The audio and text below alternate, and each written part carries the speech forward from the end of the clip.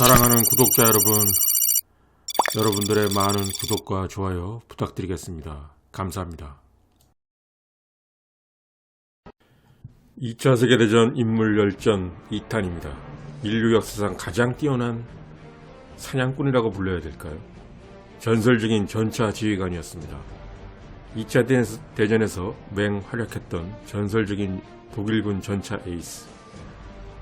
그의 손에 박살난 연합군 탱크만 138대에 달합니다. 특히 소련군 전차병들에게는 거의 저승사자와도 같은 인물, 바로 미하일 비트만입니다. 미하일 비트만의 전투 경력은 곧 독일의 2차 세계대전 전체 흥망성쇠와 일치합니다. 그의 전투 이력을 보면 대전에 시작할 때부터 거의 끝까지 모든 전투에 다 골고루 참여합니다. 미하일 비트만은 1914년생입니다. 비트만은 독일 바이에른주의 시골에서 농부의 아들로 태어납니다. 따라서 그는 농사일을 계속하다 1934년에 독일 육군 병사로 입대합니다. 2년이 지난 후에 부사관으로 진급하였고, 이후 히틀러 친위대 성격의 엘리트 부대인 제1SS 전차사단 17기갑 중철중대에 소속됐습니다. 비트만은 여기서 처음에는 조종수로 출발합니다. 그런 후 2차 대전의 첫 전역이었던 폴란드 전역에서 역량을 인정받게 됩니다. 이어서 그리스 등 발칸반도 전투에도 참여합니다. 그런 후 이어서 독소 전쟁 중인 동부전선으로 옮겨가서 돌격포 소대장으로 활약합니다. 미하일 비트만은 돌격포 소대장으로 활약하면서 제2급 철십자 훈장을 받았습니다. 더욱이 비트만은 이때 부상을 입었는데 계속 전투에 참가합니다. 그래서 한 전투에서 6대의 소련군 T-26 경전차를 격파하는功을 세웁니다. 그래서 다시 제1급 철십자 훈장을 받게 됩니다. 비록 T-34 전차는 아니었지만 한 전투에서 6대의 소련군 T-26 경전차를 격파를 했네요. 그 후에 미하일 비트만은 사관 교육을 받고 소위가 됩니다. 드디어 장교가 된 그는 1942년 겨울 무렵 다시 전선으로 돌아오게 됩니다. 그리고 1943년에 있었던 사상 최대의 기갑 전투인 쿠르스크 전투에 참전하게 됩니다. 1943년 7월 5일 우크라이나 동부 하르코프에서 하루 동안 12대의 소련군 T-34 전차를 격파하는 등 7월 5일부터 17일까지의 전투에서 모두 30대의 전차와 28대의 대전차포를 격파하게 됩니다. 이후 독일군이 소련의 공세에 밀리는 상황에서도 비트만의 전차 격파 스코어는 계속 늘어납니다. 1943년 12월 6일에는 60대, 1944년 1월에는 80대를 넘겼습니다. 1944년 2월에 미하일 비트만은 백엽기사 철십자 훈장을 받는 동시에 중위로 승진합니다. 비트만 전공에 크게 기여한 포스 발타자르 볼 있었는데요. 포수 역할을 했죠. 발타자르 볼은 기사 철십자 훈장을 받게 됩니다. 개전 후부터 병사에서부터 장교로 밑바닥에서부터 차근차근 올라오는 비트만. 비트만의 가장 큰 특징 같습니다. 말단 병사에서 시작해서 장교가 됐고, 장교가 돼서 최고의 공을 세우고 최고의 훈장까지 받게 되죠. 때는 1944년 2월 당시 동부전선에서 소련군과 싸우던 비트만이 오랜만에 휴가를 나왔을 때 마치 영화 같은 일이 생깁니다. 황량하고 지옥 같은 소련 동부전선. 동부전선에서 모처럼 휴가를 맞아 고국인 독일로 왔습니다. 그러나 독일도 예전에 그가 알던 평온한 그 독일이 아니었습니다. 전황이 급박해지면서 뻔질나게 계속되는 미영 연합군의 공습. 마치 전쟁 영화처럼 미하일 비트만도 거리를 걷다가 연합군의 공습 때문에 전혀 모르던 가정집으로 몸을 피하게 됩니다. 그리고 비트만은 그 집의 주인 여자를 만나게 됩니다. 공습으로 부모님을 잃고 어린 남동생과 함께 살아가던 어린 독일 아가씨였습니다. 1944년이면 독일은 연합군의 엄청난 폭격과 물자 부족 사태로 인해 어느 누구나 어려운 형편이었습니다. 가뜩이나 전쟁으로 극도로 물자가 부족한 형편에 어린 남동생과 어린 여자 혼자서 얼마나 어렵게 살고 있었겠습니까?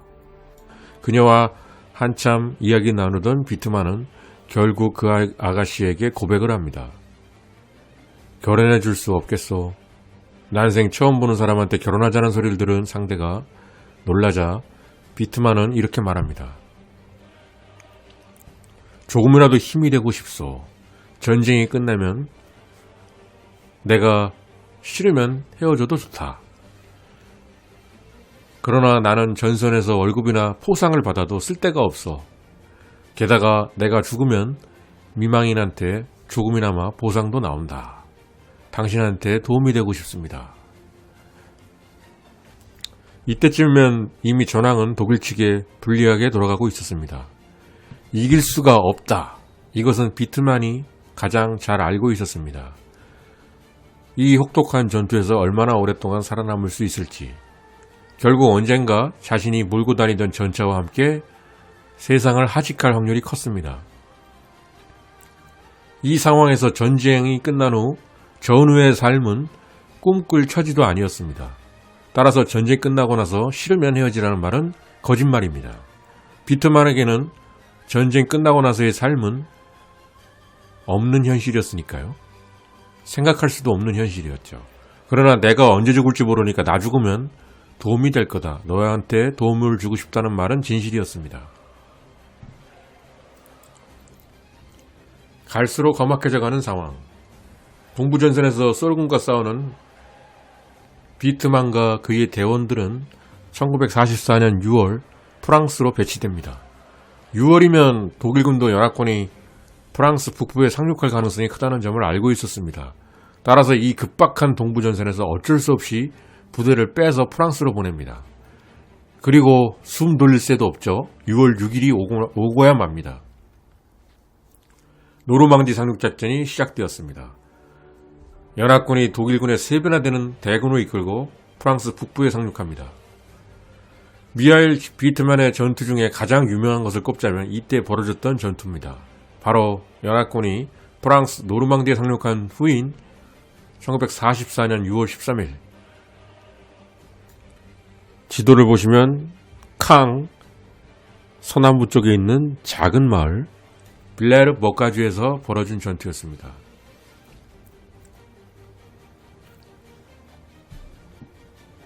전설이 된 전투.